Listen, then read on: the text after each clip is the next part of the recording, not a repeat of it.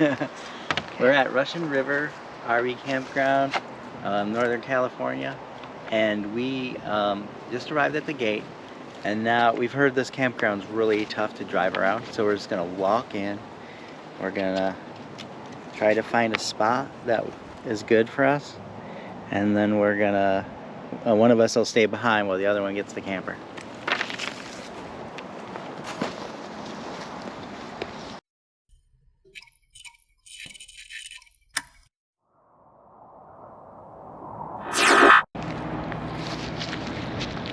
This is where we parked our beauty, stall 50. We love it. It's near the bathrooms up there. This is the review for Russian River RV Campground in Cloverdale, California. Before we got here, a lot of the reviews online said that this would be a hard campground to drive around, and that it was really hard for everybody, and that a lot of people scraped their RVs and stuff trying to get around corners, and it really sounded like it was going to be a nightmare for us. We have a 40-foot fifth wheel, and we really didn't find the roads that tight at all. Driving around wasn't too bad. I don't think we ever scraped anything. There was plenty of room on the corners, and you know, that's the thing about online reviews. Like, some people might, share their reviews only if they have a bad experience, and you always got to take them with a grain of salt. And luckily we did that here. Just based on the reviews, we might not have even come here because it sounded so scary, but coming here was fine, and we probably could have got into almost every stall here.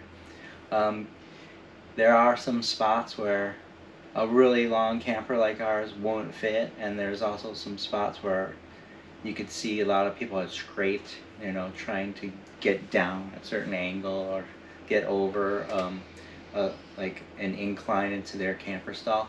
But overall, the spots were okay. These were probably smaller than average spaces. Some of them had privacy because you're like next to some trees or something like that. We chose to camp in a space that is probably the only one that is kind of open on all the sides. It was kind of weird for us because we're so close to the electrical box on one side. We're like an inch or two away, and then on the other side it's like a cliff down into the road that goes by. And that was our choice of ours because this spot was big enough for us, and we didn't have to worry about trees dripping on the the camper, or birds or anything like that. So we chose this one, and it worked out great. It had great signal coverage too. It's close to the bathroom too. Oh yeah. Might be able to see behind us. There's a little park back there, and then the bathroom's right there, which turned out to be convenient because the next thing was this campground doesn't have sewer. And for us, we'd rather have full hookups everywhere we go. Our camper was built for full hookups. Yeah, this isn't really a boondocking type camper. It doesn't have solar panels or anything like that. Normally we take nice long showers at the end of every day, but here we had to kind of switch around our whole lifestyle, and for 2 weeks we tried to never dump our gray tanks or our black tanks. And tomorrow's checkout day, and we made it. But that means we had to use the facilities on hand a lot. Yeah. And the thing I dislike the most is I don't feel like they cleaned the facilities nightly or even weekly, because sometimes that I've taken a shower, I've seen balls of people's hair there the same every day. And there was a week and a half where there wasn't even any hand soap in the bathroom. So, things like that. If you can't use your own bathroom or your own toilets, I would expect that the campground would take better care of their facilities, knowing that people had to use them more than normal, And so I think, if anything, that was the thorn in my side here, because I felt like the bathrooms weren't being upkept the way they should have been for everybody who has to rely on them. Yeah. The same was in the men's bathroom. We had soap in there the whole time, but other things ran out, and there was dirty spots, and like somebody had a Band-Aid or something on the floor, and it was there for a week. Whoever's cleaning the bathrooms isn't spending much time in there every day, just doing the minimum. So, if you come here and you do not want to move your camper, they still have options for people. They do have a thing called like a honey wagon, which will drive around and empty your gray tanks and your black tanks for you. But there's a fee for that, and they have 3 options. If you schedule it, and I think the days, like you can only choose 2 days a week on their schedule. I think it was Tuesday, Thursday. Yeah, I think Tuesdays and Thursdays. So if you go and you know in advance that's what you want, then you can schedule it, and that cost for that is $35. But if you want to do it on the day, like you choose, you see it maybe happening, and so you choose on a Tuesday or Thursday that's what you want, you can then pay $45 for same day service, and then if you have an emergency, it's $55. But if you have an emergency, you're willing to pay $55. So whatever that means. So that's where I guess they got to come in on the weekend or something. But if you have that need, it's probably well worth it. But that means you probably can't move your camper to the dump station for whatever reason. The other things about this spot is the water pressure was low. We have a gauge, and so everywhere we go, we like to see 60 pounds of pressure, and this one had about 40. So it was a little low. So even if we wanted to take a shower, we'd have to waste more water because of our system. We have an on-demand hot water system that requires a decent amount of pressure to turn on, and we tried it here just to see what would happen, and it doesn't turn on. So you'd have to have cold water showers unless you have a pressure regulator. Electric here, they didn't have 50 amp, they only had 30 amps. To talk about is they have, Wi-Fi here, but we didn't use it. As far as cell phones, T-Mobile was like, I'm going to try and give a number rating for every place, where 0 is no service at all, and 5 would be like you're at home, or you're at the airport and everything works just great.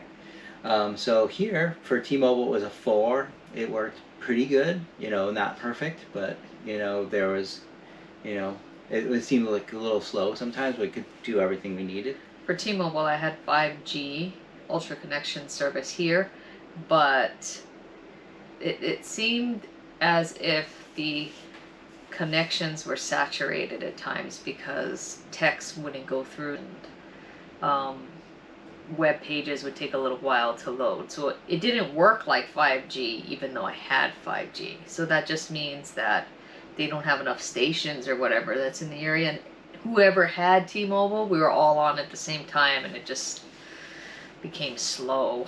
Then Verizon, that was kind of a weird one because some days it seemed good, but most days it didn't. I'm gonna rate it a 3 out of 5.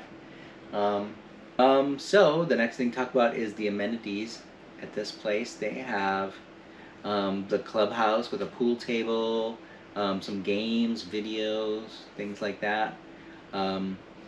They have a room of adventure equipment like rafts and inner tubes and things like that they must loan out to people. But we never saw anybody utilizing it, so I don't know how that works. The other thing with that, as we'll get into, is the river here is really low, so maybe people just weren't interested in trying to use it. They have a store here that looked like a pretty nice little store, but it was supposedly closing. They're having a going out of business sale. Everything's half off right now, but they didn't have much left. the next part of this review would be about the area, and this is Sonoma Valley, so there's plenty of wineries all over the place. I think there's 500 wineries in this county, something like that, and a lot of them are really beautiful. A lot of them are in mountainous areas, and you can't even fathom that this many grapes can be utilized every year. But it's just crazy, like how much grapes must be grown here. This is really something I'd never seen before. The other thing that's really awesome about this area is this is where you can go see a lot of giant redwood trees.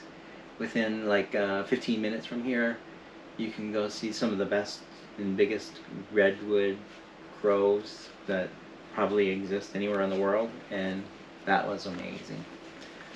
The town near the campground, Cloverdale, has everything you'd want: some gas stations and grocery stores, and some restaurants and little gift shops and things like that.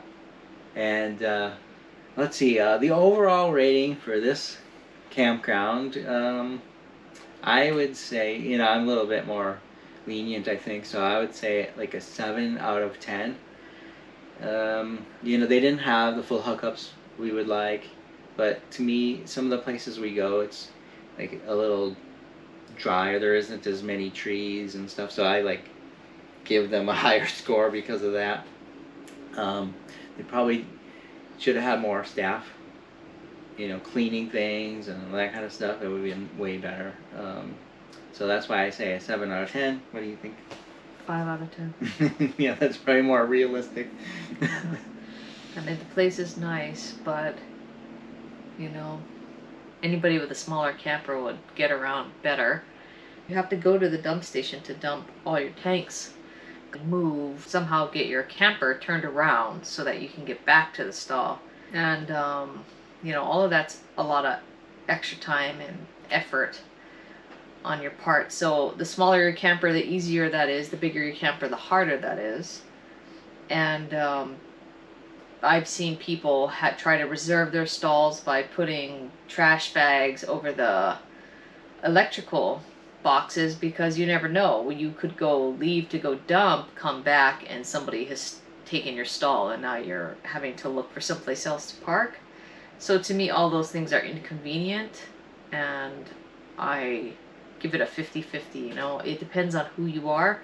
If you've got a totally off-grid camper and you're okay with sitting in a stall for 2, 3, 4 weeks, however long you stay, and not moving, this is probably the place for you. But if you have to constantly come in and out for whatever reason, or you have a big camper like ours, which is a water hog, or you like to cook a lot, like I like to cook, you know, or take long showers, or do any of those things, this is probably not a good campground for those things. And if you're here for the river was pretty much non-existent while we were here, so, you know, I give it a 5 out of 10. That's it. And that's a wrap.